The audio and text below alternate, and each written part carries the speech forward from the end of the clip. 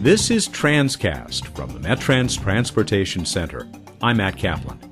Each year, leaders in the movement of goods to and across the United States join transportation researchers and international experts for the National Urban Freight Conference. They attend scores of sessions and share the latest data about the many challenges faced by this essential component of the American economy. Eddie van de Voorde spends much of his time visiting ports around the world, and especially in Western Europe, where he conducts his research and advises port authorities and other government bodies.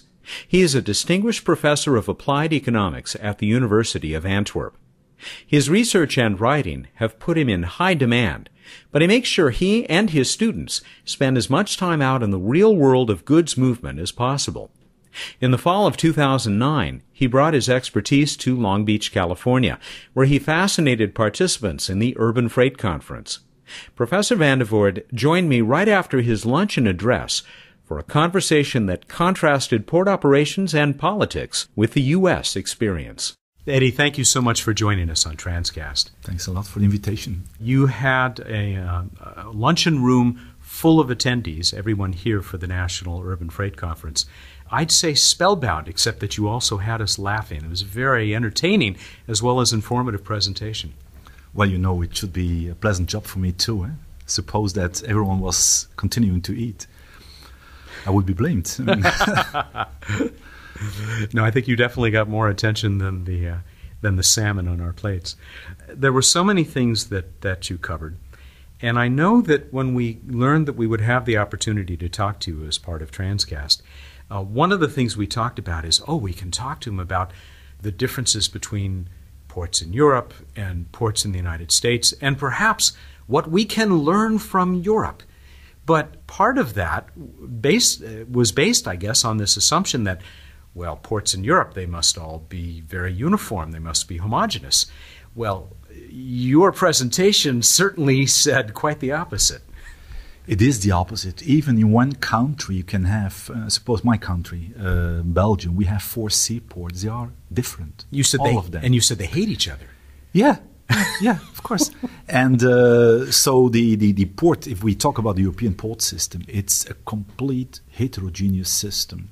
And I presented the table with several factors influencing. But let me give you one example. I started with a comparison between the ports of Los Angeles and Long Beach and Antwerp. If you look to the ranking 2007, the container ports of the world, number 13, Los Angeles, number 15, Long Beach, in between, sandwich, Antwerp, number 14. But if you continue, then you see that those ports are completely different. I mean, there is more similarity between Los Angeles and Long Beach than with Antwerp, because Antwerp is then a port also dealing with what we call project cargo, dealing with bulk cargo, dealing with things where I'm convinced you can earn more money than with containers. So specialization is a good thing, but too much specialization is bad. And that's something we should take into account. I mean, comparing ports, you should compare them based on more than one characteristic. And you provided a lot of interesting criteria, a number of tables upstairs that broke down ports by category. But I suppose even beyond that, every port is going to have individual characteristics. Oh yeah, sure. That's the reason why I mentioned at the end that it's difficult for ports to control everything. I mean, there are what I call exogenous elements that cannot be controlled by the individual port. Best example is trade. We are in a dip now, and ports follow because of the derived character of the demand for transportation. But other elements can be influenced. I can imagine that, for instance, hinterland transport and the way hinterland transport towards, let's say, the huge final markets can be organized. Well, it can be influenced by ports indirectly. I mean, they have to look for free capacity. They have to look for good contacts with those who have to invest, etc. But let's say port competition does not stop at the border of the port. I mean, you have your configuration within the port that is influencing port competition, but you have to be aware of all those elements outside your port that will influence the logistic chain to which you as a port belong. And I told it to the audience, I mean, you can have the best port from a technical point of view, from a commercial point of view. You can be the best, but not belonging to the logistics chain that is winning the game. And the winner takes it all. And that, in fact, was one of your bullets that I starred. Competitive success of a country, not just a port or a region, will depend on the competitiveness of the logistics chain, the entire chain. The entire chain, because if you look to a port itself consists of several links. I mean, I mentioned it, we have a huge amount of different actors within the port environment. But then the port belongs as a whole to a logistics chain. And there you get the competition, the current competition, and that's not only in Europe, that's in the rest of the world the case too. The competition is now a competition between logistics chains. That means that you belong to a successful one or you don't. If you belong to a successful chain, that means that it's not only your port that will be successful, but all the actors linked to your port. And I gave the example of Zeebrugge. I mean, I like the port of Zeebrugge. It's located at the coast, perfect entrance, no limits for vessels, seagoing vessels. But they have a problem concerning their hinterland transport. I mean, road has to cross the Brussels region, to cross the Antwerp region. I mean, congested. For rail transport, there is a lack of capacity. There is, till now, in my country, the agreement that passenger trains goes first. And only in between we can have freight trains. And then we lack capacity for the inland navigation sector. I mean, we have capacity, but limited to vessels of, let's say, 1,300 tons loading capacity. That means that Zeebrugge, fantastic port from a seaport, from the seagoing vessels point of view, but let's say not the best one from the hinterland point of view. That means that part of traffic will go to Zeebrugge, but Zeebrugge will never replace a port like Antwerp, will never replace a port like Ghent. And Ghent is only accessible for vessels up till, let's say, 70,000 deadweight tonnage, Panamax vessels, not more, but they are too far away from the final market. And as long as we will have in Europe huge congestion problems, the size we have them now, those ports that are located deep in the hinterland will have an advantage compared to the ports that have to bring everything from the coast towards the hinterland by trucks, who have to drive in congested roads.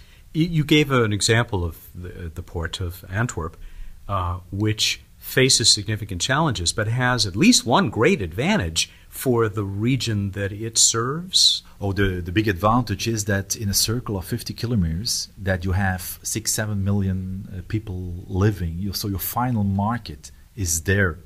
If I compare with a port, let's say located at the coast, 50% of your market are fishes. That means no final client. So you have to broaden your market, but that means distance. I mean, then you lose the game compared to ports like Antwerp, compared to ports like even Amsterdam, for instance, in the Netherlands, Hamburg, also inland. I mean, you need the river Elbe, limited capacity. But at the end, those vessels that can enter Hamburg have an advantage because they bring everything so deep in the hinterland. That means limited costs for hinterland transport, so an advantage. Sticking with the Port of Antwerp, you gave another fascinating example very near the end of your presentation, where you talked about how Flanders and the Netherlands were supposed to cooperate on the deepening of the river. But the Netherlands was dragging its feet, as we would say in this country, and there were some interesting efforts that came to play there because obviously the Flemish couldn't simply say, do your part. No, but that was, well, the Dutch are denying it, but it was part of a strategy. I mean, and the strategy in favor of the Port of Rotterdam for several reasons. Now, one of the reasons is just the fight, the competitive fight. If you can tell potential clients of Antwerp, Chinese ship owners, that there is a draft problem going to Antwerp, I mean, those Chinese start to believe it if you continue to repeat it. Now, there is an agreement, there was an agreement, there's an agreement between the Flemish government and the Dutch government signed 5 years ago concerning the deepening of the river Scheldt. That means that vessels would not be limited anymore by the tide, so that bigger vessels could enter Antwerp. Now, always delayed, till a moment that we told the Dutch, or we had to tell the Dutch, okay, this is part of a strategy. Now, if you play that game, we are good neighbors, but then we have to play the same game. And we gave the message that we had several weapons because we are located centrally. The Netherlands, they are well located, but less central than we are, looking to the markets. Now, what are the markets? The markets are Germany. The markets are France, Italy.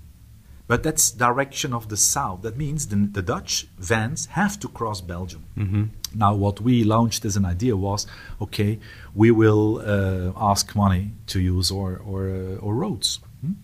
And we will put a price high enough to catch you. And then there were other reasons, because it was not. I gave one example, but I could give another example maybe for this.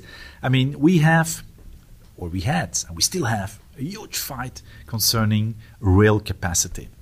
There is an existing link, but not used anymore for 2 decades, I think, called the Iron Rhine. It is a railway connection from Antwerp, direction of the east of Belgium, crossing a small part of the Netherlands in the neighborhood of Roermond, then entering Germany. It is the old railway link between Flanders, Antwerp, and the German Ruhr area.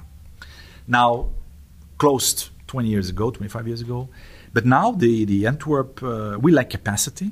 Our trains have to cross Wallonia, and you know, between Flemish and Walloon people there are some discussions. So we needed that capacity. Now the Dutch are blocking this already for more than 10 years. Now legal court told the Dutch, you have to open it because it's based on legal statements of centuries ago. So they have to open it, but they are delaying. Now what's the reason? The reason is very clear. They built their own capacity, called the B2 line, from Rotterdam to the east of the German Ruhr. And they wanted to be the first. Now the point is that, and I always told people in the Netherlands, I mean, you don't have to see this, or both capacities, as, let's say, killing each other, because first, you enter Germany at both sides of the Ruhr and the Rhine. That means you are serving another part of Germany. Secondly, you will need capacity. I mean, if we continue to fill the capacity within the port, I told you, Rotterdam will launch 12 million TEU new capacity. Antwerp just launched 7 million in Durgang Dock and is now thinking about an extra 7 million TEU capacity in Saftingen Dock. That means you are talking about tens and tens of millions new capacity. That capacity will go to the east, will go to the south. So you need hinterland capacity. You will need both the B2 line and the Iron Rhine. And but it's hard to convince people because they are thinking in terms of competition. I mean, if we can block them, then we have an advantage. The market does not work like that. I mean, and the clients are not happy because the clients in Germany, they would prefer to have 2 alternatives. Now, the final, let's say, result will depend on one crucial issue I discussed after my speech with people who raised questions. And I told them, listen, cooperation can only work if we both have a financial agreement. That means you are a port CEO, I'm a port CEO. If I have a financial participation in your port and you do have one in my port, should not be 50-50. It depends on the size of the port. But that would mean that at the end, we both get money, get profits from each container serving one of both ports. At that moment, we will come to a final agreement.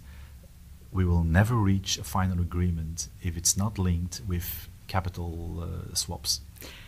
It has to be especially fascinating, the study of these dynamic tensions and constantly changing alliances and looking for commonality, especially to an economist. Oh, it's a laboratory. Yes. I mean, someone asked me, okay, are you Antwerp? No, I'm from Brussels. And after my PhD, system works like that, you know that. I mean, you get offers from all universities. I mean, in the Netherlands, in Belgium, in France, because I'm from the region close to Brussels. Now, I always remained in Antwerp because I have my laboratory just outside my office. And we have good connections, good relationships with the Port Authority. It does not mean that we always agree. We often disagree, but we like each other. I mean, we can speak. You keep the lines of frankly, communication and the lines open. of communication remain open. And the same with other ports. I mean, we avoid to be the University of the Port of Antwerp. We work together with Ghent. We even work together with German and Dutch ports, and that gives us the let's say environment where our laboratory can work. And if I look to what our team can produce, I referred at the beginning of my speech to my mentor, Professor Suikens. I hated him when I was young because he forced me discipline. But the message he always gave me was, I'm avoiding that you will remain a pure academician, never leaving the office, talking about things you never saw. And when I was a young assistant 3 decades ago, I was the only assistant. If I look now to our team, we have 4 or 5 full professors. We have 2 upcoming young professors. And we have a battery of research assistants. Together we are 30, 35. With good relationships, I mean, all over the world, good networks. And that gives the advantage, then you can be selective in your network. I mean, we are not telling people, oh, we are interested in you and not interested in the others. No, but there should be, let's say, a mutual benefit, not for me personally, but for my team. And we had the visit of Jen Giuliano, and we learned each other in 2007. This is Jen, the director of the Metrans Transportation Center. We were forced to cooperate for, it was Betty Deacon, professor of Berkeley, who brought us together to cooperate for the maritime stream. And we worked together, and in Berkeley liked each other from the beginning. And she was visiting us last year. And all my colleagues were convinced, okay, this is something we should discuss because you, her team, I mean, are doing similar research as we are doing. And in an interdisciplinary way, we try to do the same because I'm teaching at the Delft University together with one of my colleagues and Delft professors teaching in Antwerp. We more and more goes direction of agreements, of working together. Let me give you one example. We have, it's 5 years, I think, that it exists in Europe, TransportNet. And TransportNet is a network of 8 universities with a transport department. And they work together. And each meeting, we have a meeting each 6 months, we are making progress and progress and progress. And it is so far now that, for instance, for PhDs, we have the agreement that in each PhD jury, there should be at least one member of another TransportNet university, because it guarantees quality and it guarantees that people know what the others are doing and that we have mutual research programs. And we should mention that for those in our audience not familiar with the world of academia, that kind of recognition between institutions who see themselves as competing just as these ports and terminal operators do, that's pretty impressive. It is. I mean, and it's no competition as such. I mean, you start reading what the others are writing, you start discussing, and then you find each other. And again, I mentioned the economies of scale, economies of scope. I mean, it's so important because A lesson I got last year together with one of my colleagues, Professor Hilde Meersman. I was invited to give 2 lectures at MIT in the course of Professor Moshe Ben Akiva. And we were teaching there, and everything went fine, and they were very pleased. And afterwards, we were invited for a dinner. And I remember that Professor Ben Akiva told us, fantastic, now you should go for the world. That means your examples are maybe, or were maybe, too limited to the European case, and you see that I made progress. I can now compare to Long Beach. That's right. Here you are. To the American ports. Yeah, the lesson I got from Moshe. You, a little bit ago, talked about the external pressures that port entities, terminal operators can't control. But you also talked in your presentation about the internal challenges and pressures, the endogenous. Endogenism versus exogenous. Now, there are several endogenous things. For instance, everything concerning port productivity. Linked to the way you organize your port. I gave the example of Port of Singapore Authority, PSA, that bought the major stevedore in Antwerp. In the beginning, I visited them in Singapore, and we had a huge discussion concerning the way they intended to organize Antwerp. My message was, and they followed it afterwards, my message was, you cannot organize each port one way. You should look to the configuration of a port, hear what's happening there, talk to the people working there, because in Europe, same in the States, labor unions are extremely powerful. Yes. That means they can make or break you. Yeah. And so I tried to explain that to the PSA people. And port productivity is one of the major things that can make you different from your competitor. That's endogenous. Another endogenous factor, but that cannot be influenced, is location. You are at the location you got years ago. And that cannot be influenced. What can be influenced is the connection, seaside, landside, to that historical location. That means that, for instance, if I refer to European ports, not only Antwerp, also Hamburg, they are in the hinterland. They always try to continue to improve the, let's say, entrance for the seagoing vessels. The draft, bigger draft, so that vessels do not depend so much on the tide. And you see, there is a battery of variables that can be influenced by the local authority, by the local port authority. But there is one issue I would like to raise. You have to be sure that if you invest 3-4 things together, that you are not investing too much, that those things are not counter-affecting each other. That means, what I always advise to port authorities is try to get grip on that battery of influencing factors and try to quantify them. And then you will see what is causing the major bottleneck. Then, next step, simulate, if you remove that bottleneck, what the effect on the other elements will be. Because you can imagine that, for instance, in the case of Belgian ports, the major bottleneck is customs.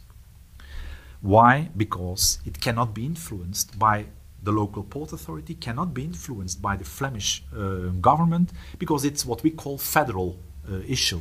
That means we have to make a link with the federal government. In Belgium we have 5 or 6 governments, so you have to make a deal with others. And that takes time. We will be able to solve it in the near future, but it took us 3 or 4 years.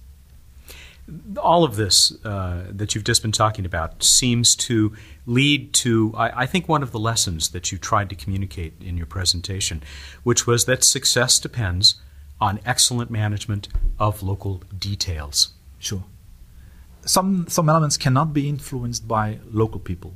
I gave the example of trade and let's say the world economy. That's exogenous. But all the rest can be influenced by local authorities, local people.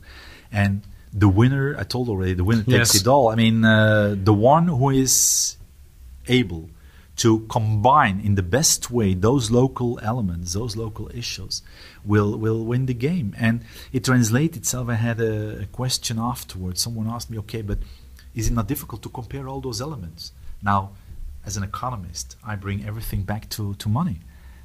My title was The Fight for Market Power and Money. I mean, we talk about costs, and the one with the lowest generalized costs will win. Now, lowest generalized cost means it's not only out of pocket, what I have to pay you, cash, but it's time multiplied by the value of time. It's reliability multiplied by the value of reliability. It's risk multiplied by the value of risk. I mean, all those elements together brings me to the generalized cost. And it's possible that my port is the cheapest one, cheapest tariffs, but I lose huge amount of time and I lose the game because I mentioned it. The ship owners are the most powerful players in the game, and they hate losing time. And what they like is free capacity.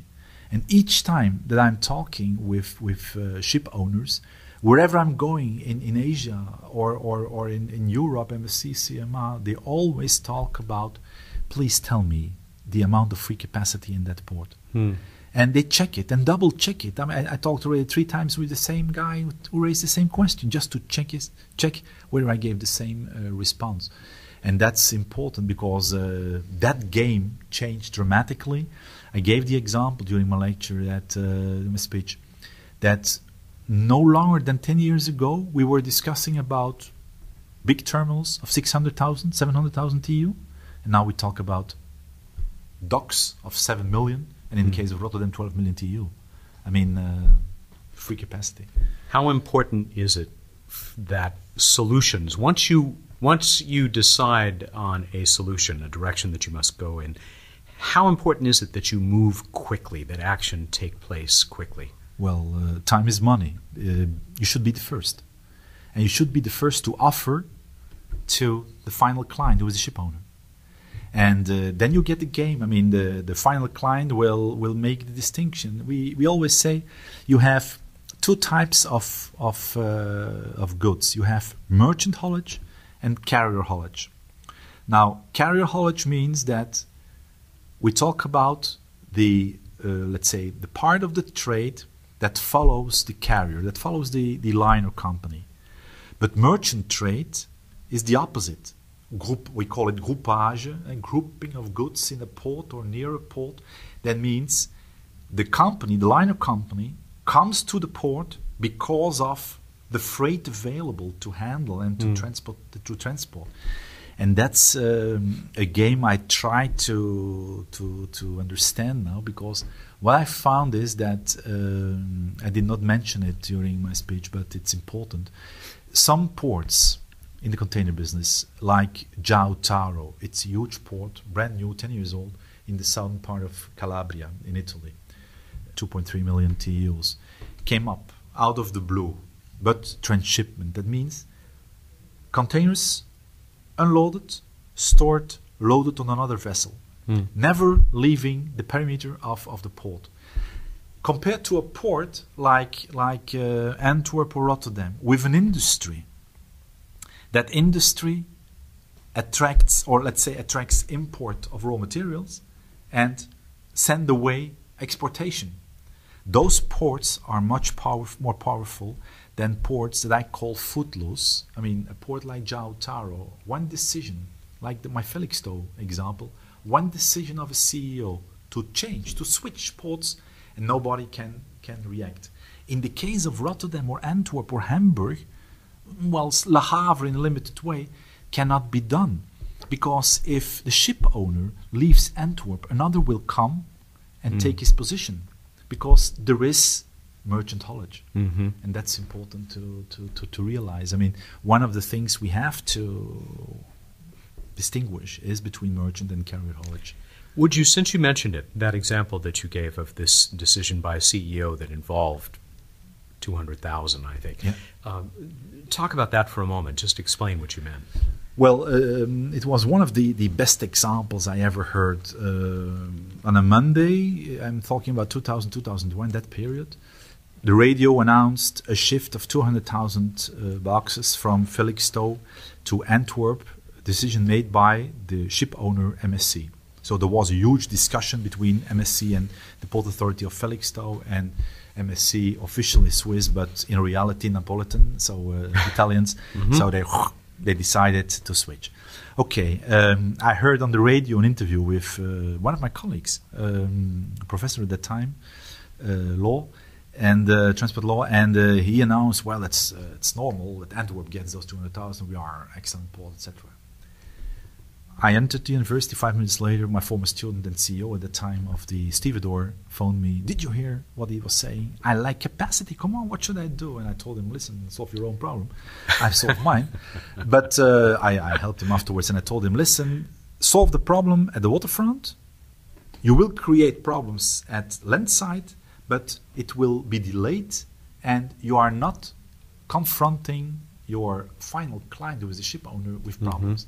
And he did, and he had to pay what I told him in the beginning.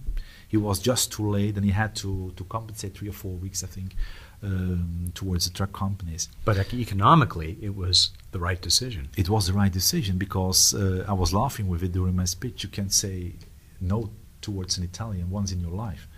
But then you lose him as a client. And in the meantime, MSC is the major client of Antwerp, between 3 and 3.5, I think, million TEU. Makes or creates a dangerous position, because if your biggest client becomes too big, the negotiation procedures change, and I fear that will create one of the future problems for Antwerp. Makes me think of in a different industry in this country, the fears now that we have banks, financial institutions that are too big to fail, when that changes the game. Oh yeah, sure. I mean, at the end, it comes back. If I look towards, I often have that discussion with one of my best colleagues. If you look to the maritime and port business, where hundreds and hundreds of players were active, and we now see that the major players are grouping themselves in let's say, it's a limited number of actors. For instance, in alliances. I will give examples. Look to the ship owners. The top 20 of the ship owners, I think that only through maximum 3 are still working alone. 2 of them Europeans, MSC, Italian, then a French company, CMA CGM, then the Taiwanese of Evergreen, and all the others are working together in so-called alliances, comparable to the air transport business. Now, if you want to make trouble with Lufthansa, you have trouble with 30 airlines. United, Singapore Airlines. I mean, you understand what I mean? Yes. We get the same. We get the same in the terminal operating companies. I mean, there we have 3-4 big remaining groups. Hutchinson Whampoa, Hong Kong Capital, Port of Singapore Authority, Singaporeese, Dubai, Ports World, who bought P&O Ports. And then you have Eurogate. I mean, German only, they stick to Europe. And you have only a limited number of other companies still working in that stevedoring business. The only players that are not working together are, let's say, the port authorities still now. They stick to their positions. Now, let's come back to those terminal operators and the ship owners. The moment that we have 3 or 4 big alliances or big players at one side, 3 or 4 at the terminal operating side, we get oligopolistic negotiations. We get a kind of bilateral oligopoly.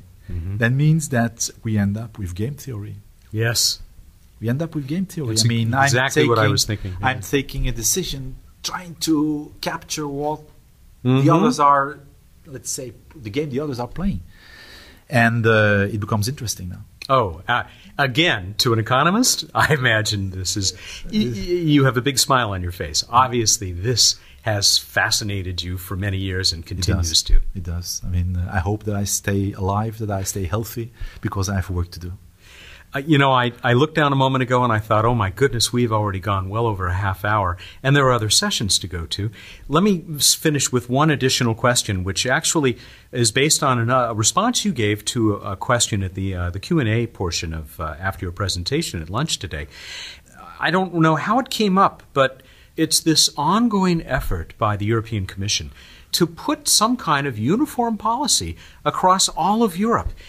And you said it's called the port package. And in this country, in fact, in conversations I've had, It's been looked at as, oh my goodness, look how advanced, look at the foresight that Europe has. We should be going in this direction. And I guess the message may be careful what you wish for. Well, be careful. Indeed, that's the message. I mean, you have to know, let's start from that. I mean, we got already 2 proposals, 2 what they call port packages, port package 1, port package 2. And in both cases, the Commissioner and the European Commission failed. 2 times blocked by the European Parliament, huge, let's say, fights, port authorities involved, but also labor unions involved. They found each other and they blocked the port packages. Now, the port package, or let's say the origin of thinking towards a port package, is indeed the fact that Europe tries to make things uniform. But that's a misunderstanding. Their starting point was wrong. They thought that you can make uniform things that are heterogeneous. And I try to show the many characteristics that make ports heterogeneous, and you cannot bring them under control. And that's the reason why I would say, okay, try to go Europe step by step. Don't play the mother-in-law, but try to go step by step. And I can imagine, Professor Giuliano asked me, don't forget to talk about subsidies. Subsidies are important. And we should get rid of subsidies, or we should make them transparent. I can imagine that subsidies should be allowed for specific reasons, but we should know it. It should be controllable. It should be transparent. And that's the way we should continue. And then step by step, then I believe that Europe European Commission, can control the whole thing. If they try again to come up with a 3rd package, the word package is already enough to get 1/3 of your European voters in the Parliament against. And the Commission did good work. We cannot throw everything away. Some elements are good, but the majority was not acceptable for, let's say, the actors in the port field, and they should change their strategy and try to move step by step, and starting from, let's say, things that are not acceptable in the Commission. I can imagine that subsidies is one thing, but for instance, pricing is not. And I can give you a lot of examples where I see possibility to talk to port authorities and trying to come to an agreement for one common policy, but not as a package, because then a package always has the connotation of a compromise. Yes. And a compromise with 2 or 3 players, no problem. But I gave the example, we have countries with 60, 70, 80 port authorities. It's even in my country, it's extremely difficult to bring them together at a table. A small nation with 4 ports. With 4 seaports. They all think that they are the best. They all think that they need the next investment. They all think that they are creating most value added for the country. But at the end, we need them all. And we have to find a way to bring them together and to convince them that each investment or government is doing is in favor of all of them, and especially in favor of the people. And not of the let's say, position of the CEO or another element. Utterly fascinating. And it does bring us full circle back to this understanding the homogeneous nature of what we've been talking about, and this worldwide structure of goods movement. It's obviously fun to study. Thanks a lot. Thank you so much for being part of Transcast today, and for making the trip out here to the West Coast. My pleasure. Our guest has been Professor Eddie van de Voorde of the University of Antwerp. We spoke after his very well-received presentation at the 2009 National Urban Freight Conference in Long Beach, California. This has been a Metrans Transcast. Metrans is funded by the United States Department of Transportation and the California Department of Transportation, Caltrans. We hope you'll join us for the next edition of Transcast.